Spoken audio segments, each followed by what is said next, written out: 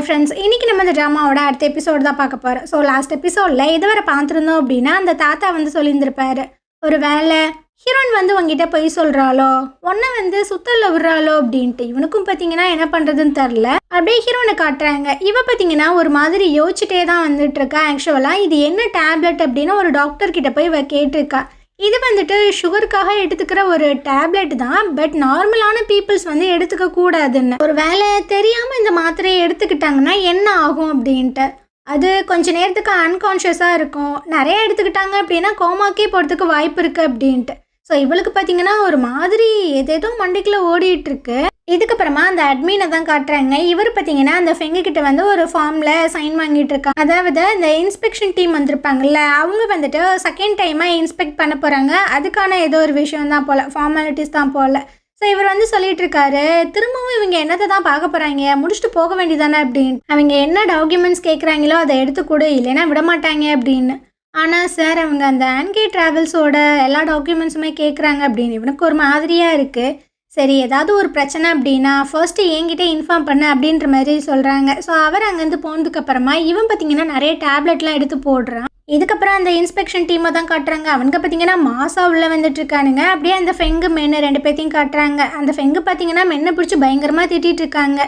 நீ அந்த ஆன்கே ட்ராவல்ஸில் ஒரு சின்ன விஷயத்தை விட்டுட்டு வந்துட்ட, அதனால தான் அந்த விஷயங்களை நோண்டுறதுக்காக இவனுங்க வந்துட்டானுங்க அப்படின்னு. இல்லை நான் பார்த்துக்கிறேன் அப்படின்ற மாதிரி சொல்லும்போது, பாஸ்ட்டை பற்றி நான் பேச விரும்பவே இல்லை, இந்த இடத்த நான் இப்போ உனக்காக விட்டுட்டு போகிறேன். ஸோ இந்த சிச்சுவேஷன் எல்லாமே நல்லா இருக்குது, நல்லா யோசித்து ஒரு நல்ல முடிவாக எடு, இந்த ப்ராப்ளமை நீ தான் சால்வ் பண்ணணும் அப்படின்னு. அவன் ஒரு மாதிரி வியர்டாக தான் சொல்லிட்டு அங்கேருந்து போயிட்டுருக்கேன். இந்த மென்னுக்குமே பார்த்தீங்கன்னா என்ன பண்ணுறதுன்னு ஒன்றுமே புரியலை. இதுக்கப்புறமா அந்த மைக்கோட பிளேஸில் போயிட்டு தான் நிறைய டாக்குமெண்ட்ஸ் எல்லாம் எடுத்துகிட்டு இருக்காங்க. அந்த இடத்துக்கு பார்த்தீங்கன்னா அந்த மென் வந்துட்டு இருக்கான். ஆமாம், இங்கே என்ன பண்ணுறீங்க அப்படின்ட்டு. அவங்க இங்கே தான் டாக்குமெண்ட்ஸ் எல்லாம் கேட்டாங்க அப்படின்னு. ஓ அப்படியா அப்படின்ற மாதிரி பார்த்துட்டு, ஆமாம் நீங்கள் அந்த மைக்கோட கிளாஸ்மேட் தானே அப்படின்ற மாதிரி கேட்கும்போது, அவள் பார்த்தீங்கன்னா நான் அவனோட கிளாஸ்மேட் எல்லாம் கிடையாது, அவங்க ஒய்ஃபோட கிளாஸ்மேட் தான் அப்படின்னு. ஓ அப்போ நீங்கள் எல்லாருமே க்ளோஸ் தானே, இப்போ எதுக்கு இந்த மாதிரி விஷயங்களை பேசுகிறீங்க, என்னோட பர்சனலை எதுக்கு இங்கே பேசுகிறீங்க அப்படின்ட்டு இவ பார்த்தீங்கன்னா வாயை மூடி விட்டுறா. இதுக்கப்புறம் அந்த டாக்குமெண்ட்ஸ் எல்லாத்தையுமே அவங்களோட பிளேஸில் கொண்டாந்து வச்சுட்ருக்காங்களா. அப்போ அந்த பிஏ பொண்ணு சொல்லிகிட்டு இருக்கா, நீங்கள் ஒரு விஷயத்த நோட் பண்ணிங்களா, அந்த மென் பர்பஸாக அதை பேசின மாதிரி இருந்தது, நீங்களும் மைக்கும் க்ளோஸ் ஃப்ரெண்ட்ஸு, அந்த விஷயங்கள் எல்லாத்துக்குமே தெரியணும் அப்படின்ற மாதிரி பேசின மாதிரி தெரிஞ்சிச்சுன்னு. இவளுக்கும் பார்த்தீங்கன்னா அது புரிய தான் செஞ்சுருந்துருக்கோம். அந்த கண்ணாடி பட்டம் பார்த்தீங்கன்னா அவங்க என்ன பேசுகிறாங்க அப்படின்றத பார்க்குறாங்க. ஸோ இவ பார்த்தீங்கன்னா போடி போய் வேலையை பாடி அப்படின்ற மாதிரி சொல்கிறாங்க. ஸோ இதுக்கப்புறம் நிறையா அந்த டாக்குமெண்ட்ஸ் எல்லாத்தையுமே எடுத்து பார்க்கும்போது அதில் பார்த்தீங்கன்னா அந்த ஷியாவை பற்றின சில விஷயங்களும் இருக்குது. அதை பற்றி அவள் ஷாக் ஆகிட்டுருக்கா. ஏன்னா அவள் லீகலாக நிறைய லைசன்ஸ் எல்லாம் வாங்கி வச்சுருக்கான். அப்படியே நம்ம ஹீரோனை தான் காட்டுறாங்க. இவ பார்த்தீங்கன்னா ஏதோ ஒரு பர்சன் கிட்ட ஃபோன் பேசிகிட்டு இருக்கா. என்கிட்ட ஷியாவோட நம்பர் இருக்குது, அவன் எங்கே இருக்கான் அப்படின்ற விஷயங்களை கண்டுபிடிச்சி தர முடியுமா அப்படின்ட்டு. தரேன், பட் எனக்கு இவ்வளோ செலவாகும் அப்படின்ற மாதிரி சொல்லும்போது, என்னடா இவ்வளோ காசு கேட்குற அப்படின்ட்டு அவள் பேசிகிட்டே போயிட்டுருக்கா. ஸோ இவள் இந்த மாதிரி போகிற விஷயங்களை ஹீரோட பிஏ பார்த்தீங்கன்னா பார்த்துட்டு ஹீரோக்கு கால் பண்ணி சொல்கிறா, இந்த மாதிரி அவள் வெளியே போகிறா, நான் ஃபாலோ பண்ணட்டுமா அப்படின்ட்டு. ஸோ ஹீரோக்கு பார்த்தீங்கன்னா இவ எதுக்கு இந்த டைமில் போகிறா அப்படின்ட்டு ஒரு மாதிரி குழப்பமாக இருக்குது. ஸோ ஹீரோனுக்கு பார்த்தீங்கன்னா ஃபோன் பண்ணி கேட்குறான், நீ வீட்டில் இருக்கியான்ட்டு.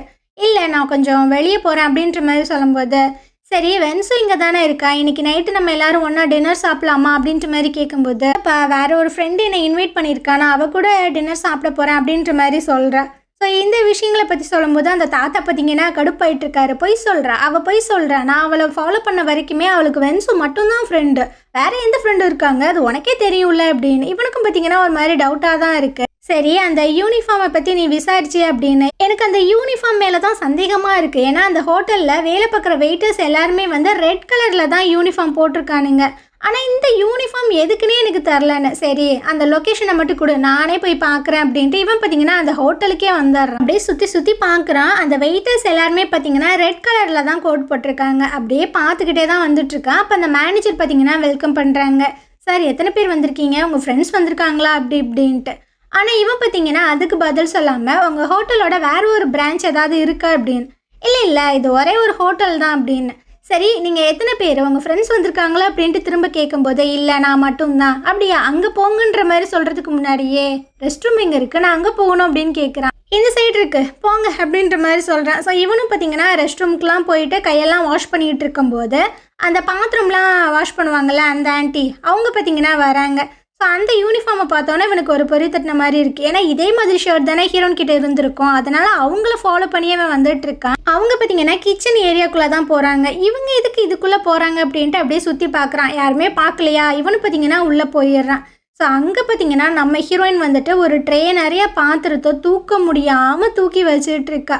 அதை பார்த்தவொன்னே இவனுக்கு பார்த்தீங்கன்னா மனசே உடஞ்சிருது.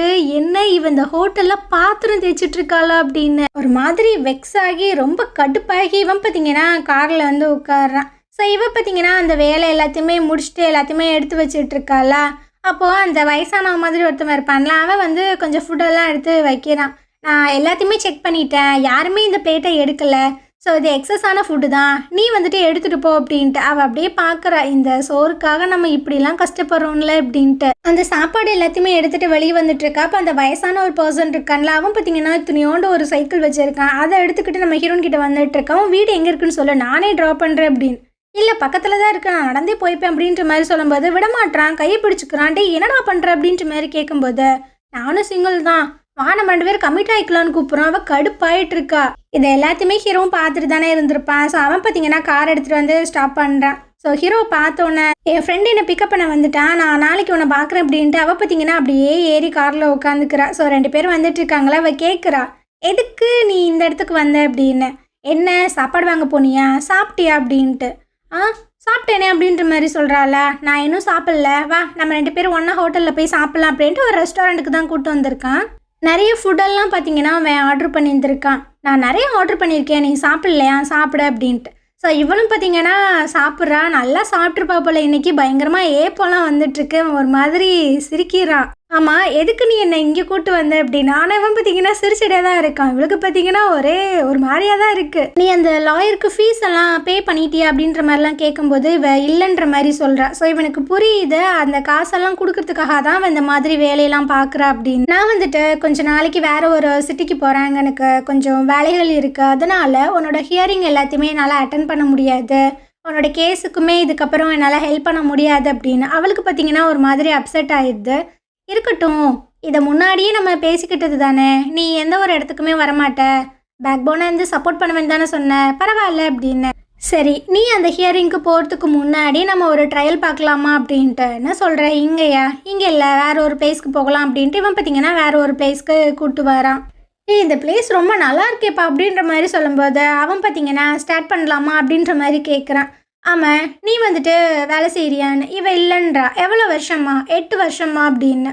8 வருஷமா நீ வேலைக்கு போகலை அப்படின்னா உன்னோட ஹஸ்பண்டை தான் டிபெண்ட் பண்ணியிருக்கியா? ஆமான்றா. சரி வீட்டோட செலவு இதெல்லாம் யார் பாப்பா? என்னோட ஹஸ்பண்ட் தான். நீங்கள் 2 பேரும் ஹாப்பியாக சந்தோஷமாக தான் இருந்தீங்களா அப்படின்ற மாதிரி கேட்கும்போது அவள் பார்க்குறா. இந்த மாதிரி கொஸ்டின் எல்லாமே ஜட்ஜ் வந்து கேட்பாரு அப்படின்னு. கண்டிப்பாக கேட்குறதுக்கு வாய்ப்புகள் இருக்குது அப்படின்ற மாதிரி இவன் சொல்கிறான்.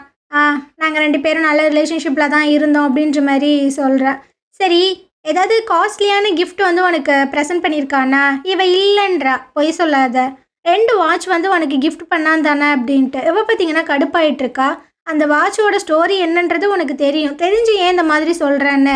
எனக்கு தெரியும், ஆனால் அந்த ஜட்ஜுக்கு தெரியாதே, சொல்லு அப்படின்ட்டு. ஸோ இவ பார்த்தீங்கன்னா கடுப்பாயிட்ருக்கா. ஆமாம் மைக் வந்து அந்த வாட்சை ஆர்டர் பண்ணியிருக்கான், பட் எனக்கு தெரியவே தெரியாது. ஆனால் அந்த வாட்ச் எனக்கானது கிடையாது, வேற ஒரு பொண்ணுக்கு. எனக்கு ப்ரெசென்ட் பண்ண அந்த வாட்ச் வந்து ஃபேக்கான வாட்ச். போதுமா? வேறு ஏதாவது கொஷின் இருக்கா அப்படின்ற மாதிரி கேட்குறா.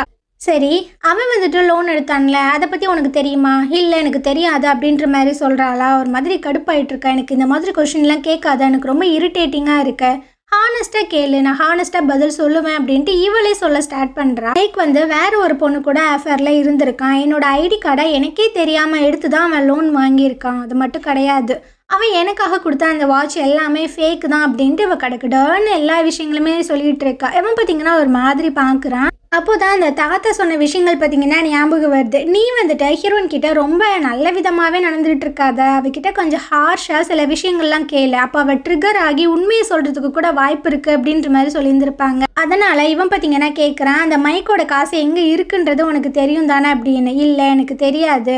அது எப்படி தெரியாது? உன் பேரில் தானே வாங்கியிருக்கான். அவன் ஏதாவது ஒன்று கண்டிப்பாக விட்டுட்டு போயிருந்திருப்பான்ல. எந்த மாதிரி சொல்கிற? ஏதாவது ஒரு பென்ட்ரைவு, ஹார்ட் டிஸ்க்கு, இல்லை ஏதாவது ஒரு பேப்பர் டாக்குமெண்ட் அப்படின்னு. இல்லை எதுவுமே இல்லை. நீ என்னை நம்பவே இல்லையா அப்படின்ற மாதிரிலாம் கேட்கும்போது அவன் பார்த்தீங்கன்னா ஒரு மாதிரி பார்க்குறான். நான் உன்னை நம்புறது நம்பாதது இங்கே முக்கியம் கிடையாது. பட் போலீஸ் வந்துட்டு உன்னை நம்பணும், அதுக்கான எவிடன்ஸ் இருக்கணும், அவ்வளோதான் அப்படின்னு. என்கிட்ட எதுவுமே இல்லாத போது நான் என்ன பண்ணுறது? நான் இதை மட்டும்தான் சொல்ல முடியும், என்கிட்ட எதுவுமே இல்லை, என்கிட்ட இல்லைன்ட்டு. இதை எப்படி ப்ரூஃப் பண்ணுறது அப்படின்றது எனக்கு தெரில அப்படின்ட்டு அவன் அங்கேருந்து போயிட்டுருக்கால. இவன் பார்த்தீங்கன்னா நீ இதை ப்ரூஃப் பண்ணி தான் ஆகணும், ஒருவேளை இந்த கேஸில் தோத்துட்டேன்னா என்ன பண்ணுவேன்?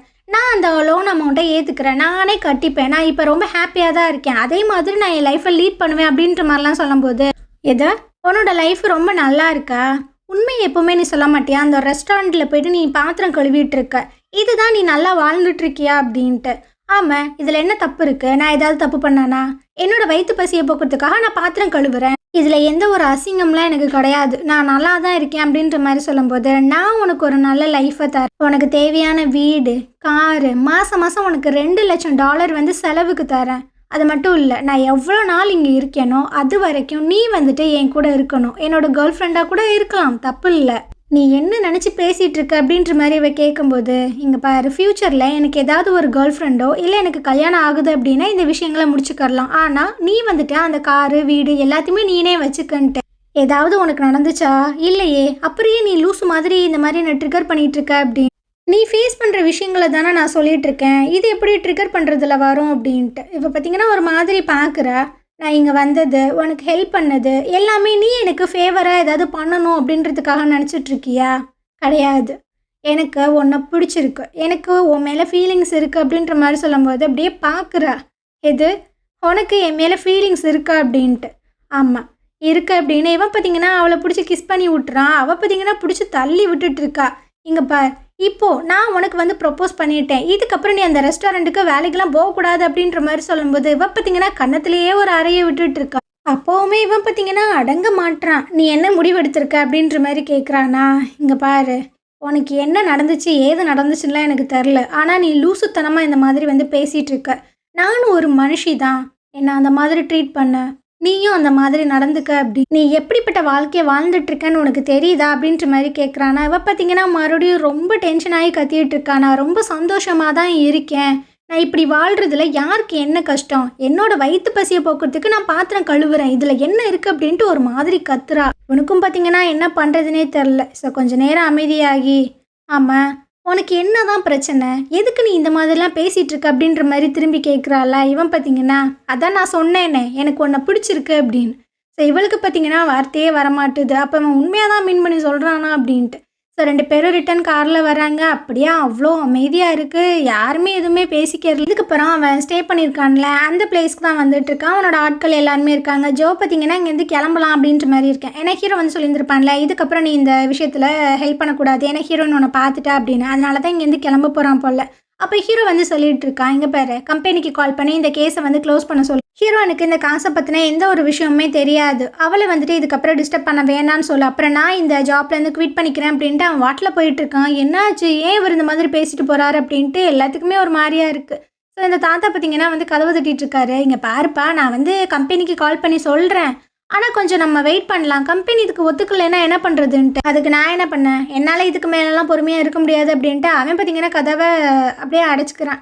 ஏன்னா ஹீரோயின் வந்துட்டு உண்மைக்குமே ரொம்ப நல்ல பொண்ணு, அவள் சாப்பிட்றதுக்கே ரொம்ப கஷ்டப்பட்டு பாத்திரம்லாம் கழுவிட்டு இருக்கா, இதுக்கு மேலேயும் அவளை வந்துட்டு நம்ம வேக பார்க்குறது, அவளை ஏமாத்துறது தப்பு அப்படின்ற மாதிரி நினைக்கிறான் போல். இதுக்கப்புறமா அந்த யானுன்னு ஒரு கேரக்டர் இருந்துச்சுல, அதை தான் காட்டுறாங்க. அவளோட ஒய்ஃப் பார்த்தீங்கன்னா காலையில் நல்லா தூங்கி எந்திரிச்சு வந்துட்டு இருக்கான். அவன் பார்த்தீங்கன்னா அந்த ஷோபாவில் தான் ஒரு மாதிரி படுத்துட்டு இருக்கான். ஒரு மாதிரி பார்த்துட்டு தான் அவன் ரெஸ்ட் ரூமுக்கு போகிறா. அந்த கதை ஓப்பன் பண்ணுற சத்தம் அதெல்லாம் கேட்டவன் பார்த்தீங்கன்னா கண் முழிச்சிட்றான். இவ போயிட்டு அங்கேருந்து வரும்போது இவன் பார்த்தீங்கன்னா ஏதோ பேசுறதுக்காக ட்ரை பண்ணுறான். ஆனால் இவ பார்த்தீங்கன்னா இருக்கிற கடுப்பில் அங்கேருந்து போயிடுறா. ஸோ இவனுக்குமே என்ன பண்ணுறதுன்னு தெரில. அவங்க அம்மா பார்த்தீங்கன்னா உள்ளே வந்துட்டுருக்காங்க. ஏண்டி, அவனை கூப்பிட்டு உட்கார வச்சு அந்த காசை பற்றி, இந்த வீடு அடகு வச்சதை பற்றி எல்லாத்தையுமே பேசிடி அப்படின்ற மாதிரிலாம் கேட்கும்போது அவள் பார்த்தீங்கன்னா ரொம்ப கடுப்பாய் கத்துறா. கொஞ்சம் நேரம் என்னை அமைதியாக இருக்க விடுறீங்களா, என்னால் முடியலை அப்படின்ட்டு, எனக்கு ரொம்ப பசிக்குது, எனக்கு ஏதாவது சமைச்சு தரீங்களா அப்படின்ற மாதிரியும் கேட்குறா. ஸோ இந்த அம்மாவுக்கும் பார்த்தீங்கன்னா என்ன பண்ணுறதுன்னு தெரில, நான் சமைச்சு தரேன் அப்படின்ற மாதிரி சொல்லுது. இதுக்கப்புறம் அந்த யானை தான் காட்டுறாங்க. இவனோட கார் பார்த்தீங்கன்னா ஒருத்தவன் பயங்கரமாக இன்ச்சாக செக் பண்ணிகிட்டு இருக்கான், என்னன்றது தெரில. அப்போது இவனோட அம்மா அப்பா பார்த்தீங்கன்னா ஃபோன் பண்ணி எதுக்குடா இந்த மாதிரி பண்ண அப்படின்ற மாதிரிலாம் கேட்பாங்க போல். ஸோ இவனும் திட்டிகிட்டு இருக்காங்க, பாருங்கள் இப்போ இருக்கிற சிச்சுவேஷனில் உங்களால் எனக்கு ஹெல்ப் பண்ண முடியாது, அது எனக்குமே தெரியும். ஸோ பேசாமல் இருங்க, தேவையில்லாமல் என்னை இன்சல்ட் பண்ணிட்டு இருக்காதீங்க அப்படின்ட்டு ஒரு மாதிரி கத்துறான். ஸோ இந்த இடத்துல பார்த்தீங்கன்னா இந்த எபிசோடு முடியுது. நாளைக்கு நம்ம அடுத்த எபிசோட் பார்க்கலாம். இந்த ட்ராமா உங்களுக்கு பிடிச்சிருந்தது அப்படின்னா கண்டிப்பாக நம்ம சேனலுக்கு சப்போர்ட் பண்ணுங்கள். தேங்க்யூ.